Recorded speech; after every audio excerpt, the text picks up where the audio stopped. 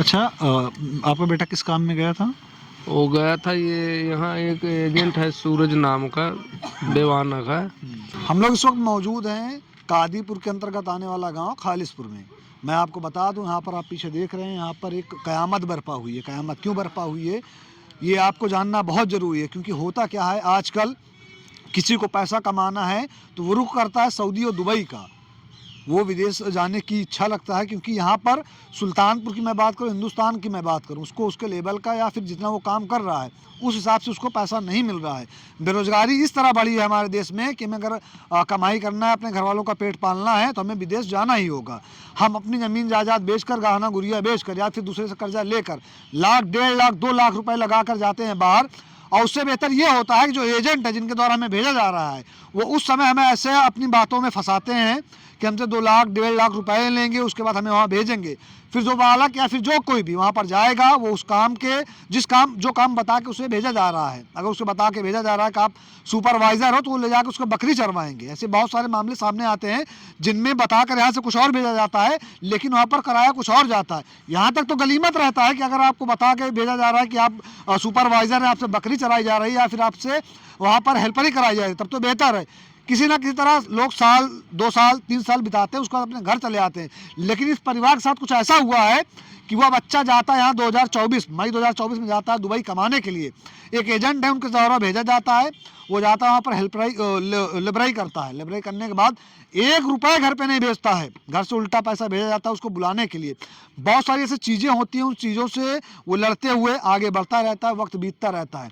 लेकिन घर वाले, जहाँ इनको खुश होना चाहिए था कि मेरा बेटा दुबई गया है, कमाएगा, मुझे पैसा भेजेगा, घर की जो आप हालात देख रहे हैं पीछे, अब टीना रखा हुआ है, इधर कच्चे मकान बने हुए हैं, जो हालात हैं वो सुधरेंगे, वो हालात नहीं सुधरते हैं, उस बेटे की मौत हो जाती है। मौत कैसे होती है, क्या कैसे हुआ है, आइए सब कुछ जानेंगे। आप बने रहिएगा हमारे साथ।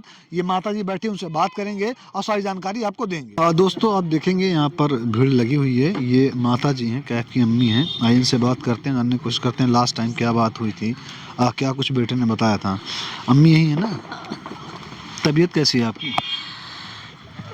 कुछ ना, तभी हमारे लड़के बोला कुछ ना चाहिए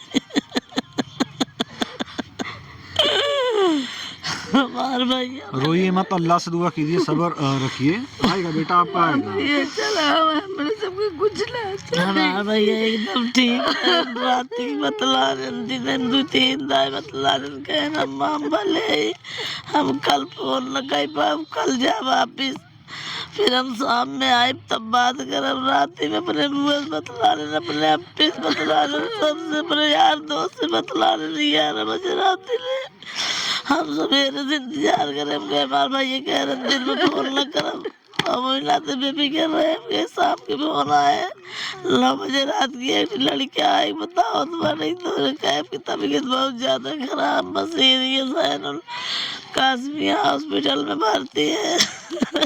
ये इतना हम सुने बस, तो उनके पापा के लगे फोन कहीं बुलाए, तब फोन संपर्क करत तब कहीं जाके जिन्हें हमारे रिश्तेदार है नहीं गए, तब वीडियो कॉल कहीं दिखाए हमारे भैया पूरा मशीन लगा। बाकी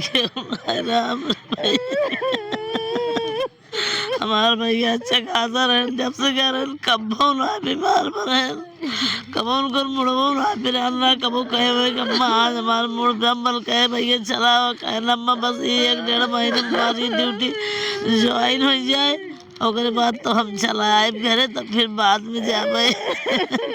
अम्मा तो टेंशन झेल ले, हम एकदम भले है। तब कैसे जा रही मेरे भैया तबीयत खराब रहा, रोज हमारे भैया दिन भर 2-3 दाए रोज बात करत रहे, रोज। एकदम। अच्छा, आखिरी बार बात कब हुई थी आपसे? भाई के जुमेरात को। हाँ, आज जुमेरात है, तकरीबन 1 हफ्ता पहले। हाँ, क्या बात हुई थी? ये बात में कहना मेरे पापा से 22,000 रुपये जो बाटे भेज दिए, अब मैं 22,000 रुपया लेके जा जुम्मा के 9 बजे ऑफिस, हम ऑफिस में अपन काम करवाए, फिर आए तो शाम में फ़ोन करब बाकी और हाल चाल पूछन बतियाने।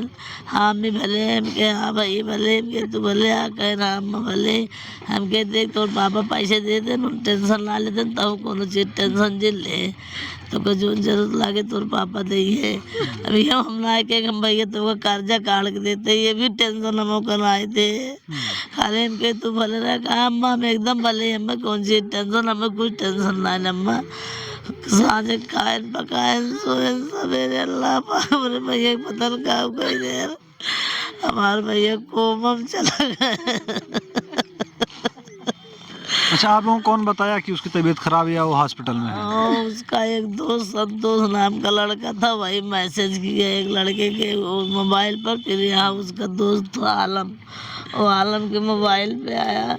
आलम आके 9 बजे रात को हमको बताया कहा दादी कैब की तबीयत खराब बहुत सीरियस है। हमके कब कह रहा आ जाए हमके के बताया कि उनका दोस्त मैसेज करे हैं। बस ये तो जानकारी मिली बस। उसके बाद से फिर बात नहीं हुई थी आपकी ना? जो मेरी रात जब बात हुई उसके बाद से आपसे बात नहीं होती? उसका जो दोस्त था उसने बताया कि तबीयत खराब है कैफ की? हाँ वही बताया, संतोष नाम का एक लड़का साथ में था वही बताया। उन लोग से हम पूछ रहे थे वो भी साथ में रिजाइन दिया था, वो लड़का दोनों भी दिए थे रिजाइन। एक ही कंपनी में चारों थे। उन लोग का काम हो गया लेकिन मेरे बच्चे का काम नहीं हो पाया। कितने भाई बहन थे या फिर कितने बच्चे थे आपके? हमारे 2 बेटा 2 बेटी। कैफ बड़ा था सबसे? हाँ कैफ बड़ा था।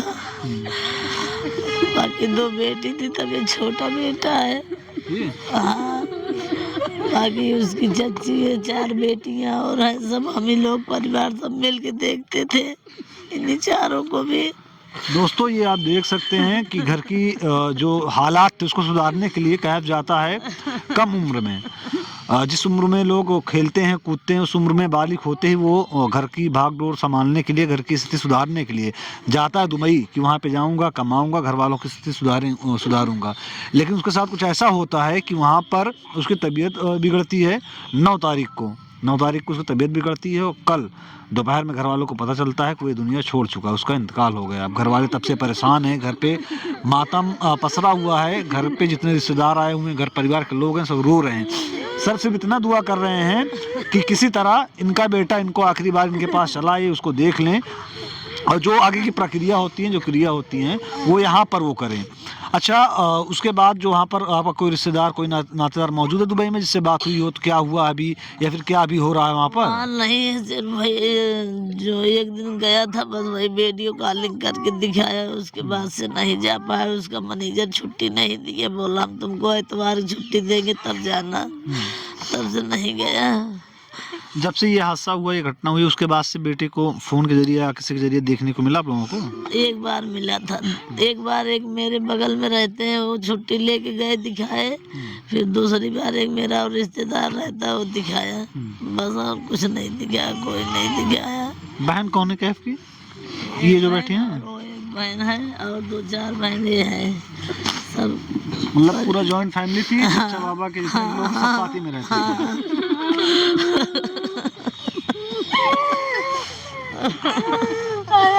चक 4 बेटी थी और 2 मेरे 6 बेटियां थी।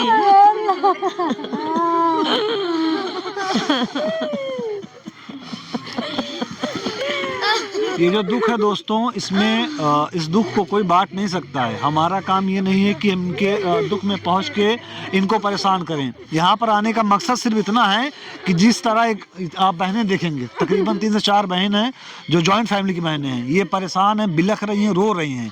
तो जो शासन प्रशासन उन तक इनकी आवाज़ पहुँचे, क्योंकि अभी तक जो जानकारी मिली है ना कोई आला अधिकारी या कोई लोकल नेता यहाँ पर आया था, सांसद विधायक कोई आया था यहाँ पर हाल चाल पूछने के लिए? कोई आला अधिकारी आया था? किसी ने भी यहाँ दस्तक नहीं दी है। तो हमारा काम सिर्फ इतना है यहाँ पर पहुँचकर ये दिखाना है उन अधिकारियों को, उन लोगों को, उन नेताओं को कि आपके क्षेत्र में, आपके क्षेत्र का एक लड़का जो जाता है बाहर कमाने के लिए, उसकी वहाँ पर मौत हो जाती है, एटलीस्ट आपका इतना फर्ज बनता है कि आप उनके घर पर पहुँचिए, संवेदना व्यक्त कीजिए, परिवार वालों का हाल चाल जानिए कि अभी क्या चल रहा है इनके परिवार में, ये लोग कैसे सर्वाइव कर रहे हैं। आप देखें जितनी महिलाएं बैठी हैं सारी महिलाएं रो रही हैं। जितनी महिलाएं बैठी हैं सबकी आंखों में आंसू हैं। माता जी हैं, आंसू तो निकल रहे हैं लेकिन ऐसा लग रहा है कि आंसू सूख चुके हैं। रोते रोते कल से आंसू सूख चुके हैं एकदम। पीछे बहनें बैठी हैं, चच्ची हैं, उनकी बुआ हैं, बहुत सारी महिलाएं हैं जो रो रही हैं। हमारा मकसद, हमारा काम ये है कि जो राजनेता हैं, जो अधिकारी हैं, जो यहाँ के सांसद हैं, जो यहाँ के विधायक हैं और जो यहाँ के अधिकारी हैं, उन तक ये वीडियो पहुँचे, वो देखें कि ये घर वाले कैसे परेशान हैं। वो लड़का कैफ जाता है अपने घर की व्यवस्था सुधारने के लिए, अपने घर के हालात सुधारने के लिए, दुबई कमाने के लिए। दुबई में वहाँ पर ब्रेन हेमरेज की वजह से उसकी मौत हो जाती है। 9 तारीख को उसकी तबीयत बिगड़ती है और बताया जा रहा है कल दोपहर में 1 बजे इन लोगों को पता चला है कि उसकी मौत हो गई है। तब से अभी तक कोई नेता, कोई विधायक यहाँ पर नहीं पहुँचा, ना ही कोई अधिकारी यहाँ पर पहुँचा। कोई यहाँ पे नहीं आया ना हालचाल लेने के लिए? कोई नहीं। यहाँ पर आप देखें दोस्तों, कोहराम बरपा हुआ, जब वो पीछे बैठी महिलाएं हो, यहाँ पर बैठी महिलाएं हो, माता हो, बहन हो, ऐसा लग रहा है कि सदमे की वजह से ये लोग एकदम, इनको समझ में नहीं आ रहा कि आगे क्या होगा या क्या किया जाए। पूरी जानकारी आपको देंगे। आइए बात करते हैं उनके पिताजी से, या फिर जो लोग इसमें लगे हुए हैं, जो यहाँ के समाज सेवी हैं, या वैसे भी जो लोग लगे हुए हैं, जो रिश्तेदार नातेदार आए हैं, उनसे जानने की कोशिश करेंगे कि एक्चुअल में हुआ क्या था। ब्रेन हेमरेज अगर उसको 8 तारीख को हुआ है तो वो कब गया था दुबई? जैसा कि हमको सुनने में मिला हुआ है कि वो 2024 में दुबई जाता है। दुबई पहुंचने के बाद उसको बहुत सारे ऐसे परेशानियों का सामना करना पड़ता है। ये कैफ के पिताजी हैं। आइए इनसे जानने की कोशिश करते हैं कि बेटे से क्या बात हुई थी, पैसा इन्होंने क्यों भेजा था, या फिर क्या कैसे हुआ। कैफ के पिताजी हैं आप? हाँ। क्या नाम है आपका? मोहम्मद साबिर। मोहम्मद साबिर। लास्ट टाइम बेटे से कब बात हुई थी? लास्ट टाइम 8 तारीख को। क्या बताया था बेटा? उसको कुछ वहाँ दूसरी जगह ज्वाइनिंग ले रहा था, पहली जगह रिजाइन दे के, तो उसमें कुछ पैसे की ज़रूरत थी। वो पैसा मांगा, मैं दिए 22,000 रुपया। बोला पैसा पा गया पापा, कल जो है जाऊंगा ऑफिस में काम कराऊंगा, उसके बाद फिर फ़ोन करूंगा। 8 तारीख को ये बात हुई, फिर 9 तारीख को ये घटना हो गई। तबीयत कब खराब हुई थी उसकी? 9 तारीख को सूचना आई 8 रात में। हाँ, उसके दोस्त लोग के मोबाइल पे यहाँ बाज़ार में आया तो उसका एक साथी आके बताया हमको कि ऐसे मैसेज आया, तबीयत ख़राब है, सीरियस अस्पताल में भर्ती। अच्छा, ये अंतिम विदाई की या इंतकाल की खबर किसने दी? वो वहीं हॉस्पिटल से आया कल। कल कितने बजे आया था? कल लगभग 12-1 बजे। 14 तारीख को दोपहर में 1 बजे? हाँ। कौन किया था फ़ोन? डॉक्टर खुद किया था वहाँ से। एक आदमी और कोई था जो हिंदी में बता रहा था, और डॉक्टर तो इंग्लिश में बोल रहा था, तो वो हिंदी में मुझको बताया। बोला मैं दुबई हॉस्पिटल से बोल रहा हूँ, आप अंग्रेजी समझते हो? बोला थोड़ा बहुत समझ लेंगे। तो बताया, फिर हिंदी अंग्रेजी दोनों मिला के तो समझ में आया। अच्छा, आपका बेटा किस काम में गया था? वो गया था, ये यहाँ एक एजेंट है सूरज नाम का, बेवाना का, वही भेजा था। और एक पलिये के इरफान है, इरफान के जरिए से हम लोग उस एजेंट को पाए। मतलब यहाँ एजेंट नहीं आया था, यहाँ पे इरफान ही आया था। तो बैठती थी, आता था, जाता था हमारी दुकान पे अंडे की, तो कैब से भी उससे जमता था। तो बोला तुमको मैं सही जगह लगवा दूंगा, बढ़िया कमाओगे। थोड़ा व्यवहार था अच्छा, तो मैं समझा कि थोड़ी नहीं ऐसे धोखा देगा, बातचीत बढ़िया थी। अब वो जो है उस एजेंट के जरिए मेरे बेटे को भेजा, यही जाके अपना पासपोर्ट वगैरह सब उसका बनवा। मैं पैसा देता रहा, काम होता गया, बन गया पासपोर्ट, सब चीज़, वीज़ा वूजा भी आ गया, डॉक्टरी वक्टरी भी हो गई, सब कुछ सही हो गया। लेकिन ये बोला, जिस काम के लिए बोला था, जैसे बोला था, वो काम में नहीं दिए उसको। वहाँ ये लोग भेज दिए, बोले जो है वो कंपनी में लगेगा, उसको सप्लायर में लगा दिए ले जाके। मतलब दूसरी जगह लगा दिए, जो काम बोल के यहाँ से भेजा उस काम में नहीं लगाया। तब उसको परेशानी हुई, तब बताने लगा। बेटा कब गया था आपका दुबई? वो 2024 में मई शायद। मई 2024? हाँ, 17/5/24। हाँ। सैलरी भेजता था? सैलरी कहाँ भेजा, सैलरी भेज ही नहीं पाया, कमाई नहीं थी, इसीलिए तो उसको रिजाइन देना पड़ा उसमें। कितने अगर- साल तक काम किया था जिस बीजे पे गया था? वो 2 साल का बीजे था और लगभग 16, 17, 18 महीने वहाँ काम किए वो।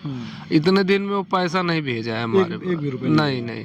आप लोग घर से पैसा भेजते थे उसके हम लिए? उसको जो वो कमाता था थोड़ा बहुत उसके वहीं ख़त्म हो जाता था। भेजने लायक जैसे 10-5 हज़ार क्या भेजेगा, बस इतना ही कमा पाता था।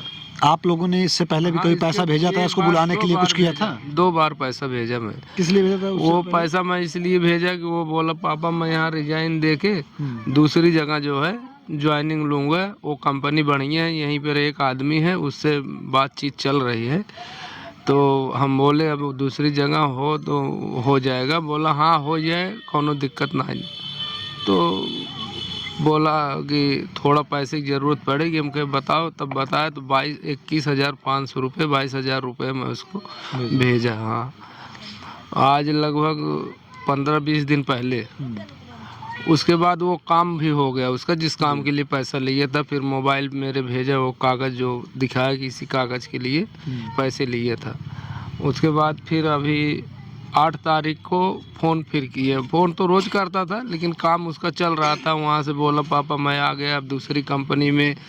वो कंपनी वाले उसको ले गए अपने यहाँ, फिर वहाँ रह रहा था। वहाँ से फिर दूसरे दिन फ़ोन किए, बोला अब हमको ये ले आए अपने कैंप पे, अब यहाँ से मैं साइड पे जाऊँगा काम करने। तो एक दिन गया, ड्यूटी भी गया, एक दिन ड्यूटी भी किया था।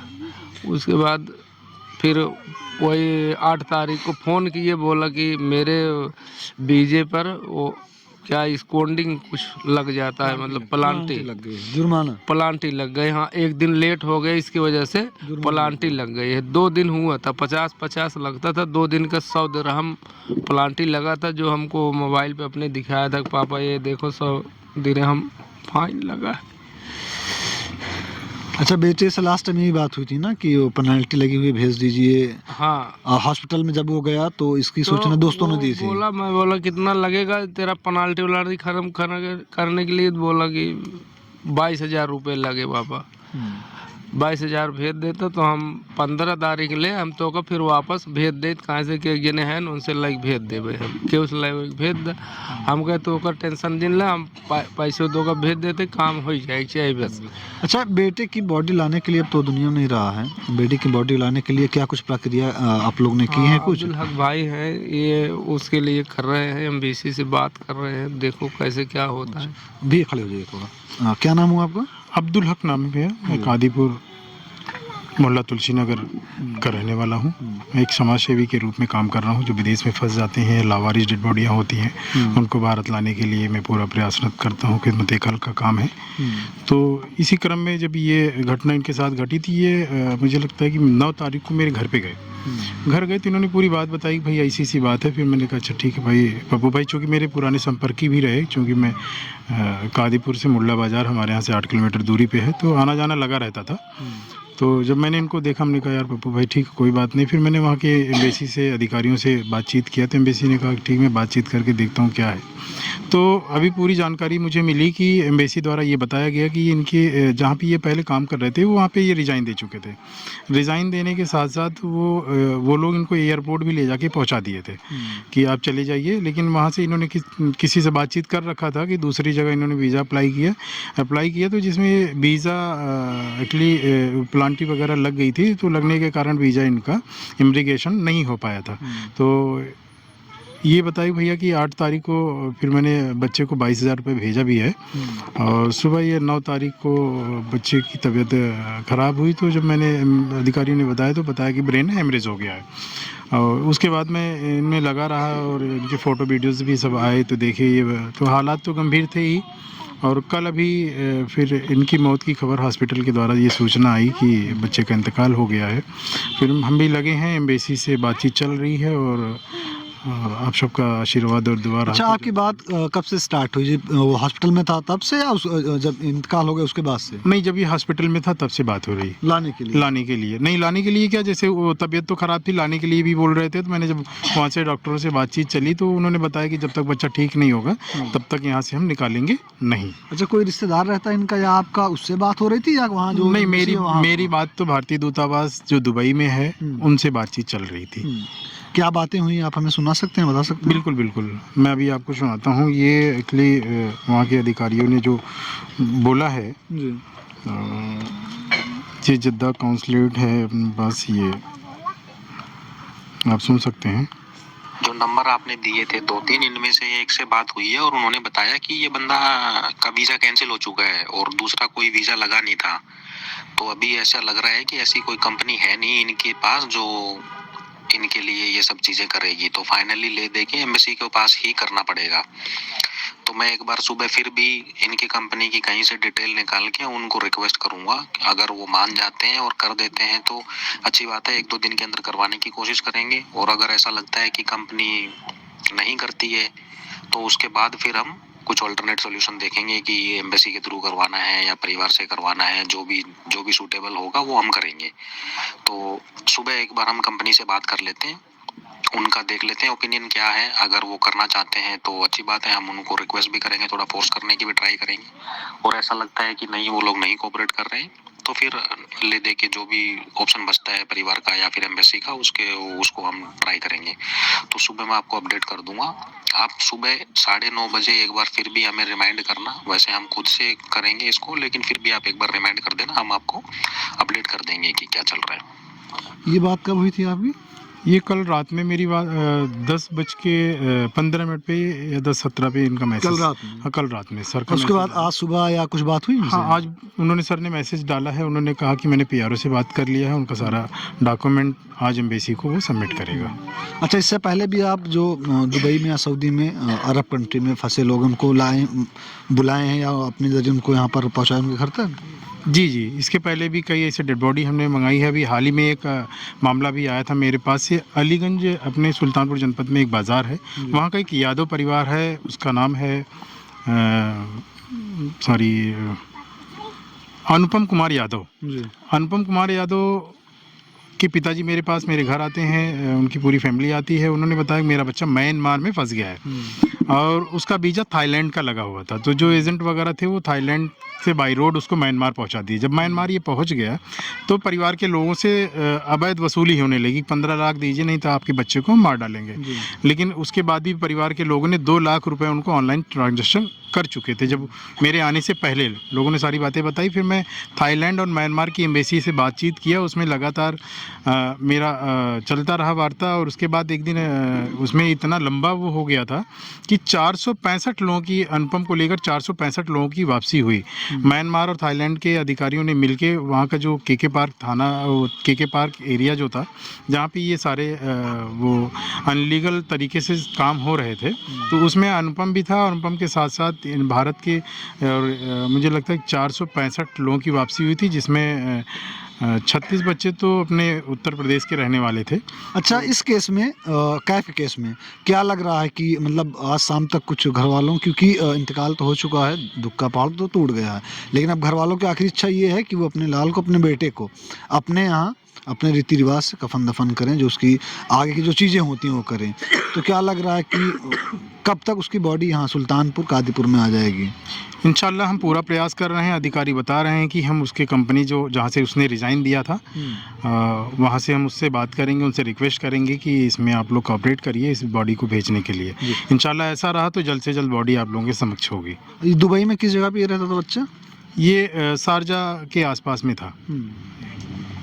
अच्छा, इनके कुछ रिश्तेदार नातेदार या कुछ रिश्तेदार नातेदार वहाँ पे रहते हैं इसके आसपास जहाँ पर ये घटना हुई है इसके साथ? नहीं, मुझे इस बात की जानकारी तो नहीं है, लेकिन इनके द्वारा बताया गया कि कोई इनके नात रिश्तेदार थे जो एक बार बच्चे के हॉस्पिटल गए थे मिलने के लिए। इस जगह का जहाँ पर ये जहाँ का कैफ रहने वाला है, इस जगह का पूरा पता क्या होगा? ये आपका कादीपुर के थाना अंतर्गत एक मुड़िला बाज़ार है, वहाँ पे ग्राम सभा खालिशपुर मुबारकपुर है। दोस्तों, आपने देखा ये उनकी माताजी थी, ये समाज सेवी हैं। उसके बाद उनके पिताजी ने बताया कि उसके साथ क्या कैसे हुआ। अब ये लोग लगे हुए हैं कि किसी तरह कुछ भी करके उस बच्चे की बॉडी को यहाँ पर लाया जाए, ताकि जो आगे की प्रक्रिया होती है उसका अंतिम संस्कार अपने हिसाब से, अपने रीति रिवाज से इसे ये लोग कर पाएँ। ये लोग उसे जो अंतिम विदाई होती है अपने रीति रिवाज से, अपने हिसाब से यहाँ पर दें। क्योंकि जो बेटा गया था घर की परेशानियाँ दूर करने के लिए, किसी वजह से बताया जा रहा है उसे ब्रेन हेमरेज हुआ है, जिसके बाद से वो इस दुनिया से चला गया है।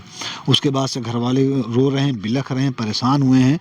अभी तक कोई कुछ नहीं पता चल पा रहा है कंफर्म कि कितना टाइम लगेगा या फिर वहाँ पर क्या हो रहा है। ये भैया मौजूद हैं जो समाज सेवी हैं, जो इस कार्य में लगे हुए हैं इनके परिवार के साथ। सुबह से या फिर कहूँ जब से ये घटना हुई है तब से आप ये यहीं पर आए हुए हैं, परिवार के दुख में भाग ले रहे हैं, इनको समझा रहे हैं, बुझा रहे हैं। क्योंकि जो हालात घर के हैं, अभी एक बच्ची रोते रोते बेहोश हो गई, माँ रो रही है, बेहोश हो रही है, और जितने भी लोग यहाँ पर मौजूद हैं सभी के आंसू निकल रहे हैं, किसी के आंसू थम नहीं रहे हैं। इस वीडियो को जितना ज़्यादा हो सके उतना ज़्यादा शेयर कीजिएगा ताकि जो आला अधिकारी हैं, जो जिम्मेदार लोग हैं, उन तक ये वीडियो पहुँचे। जो सुल्तानपुर की पुलिस प्रशासन है उन तक पहुँचे।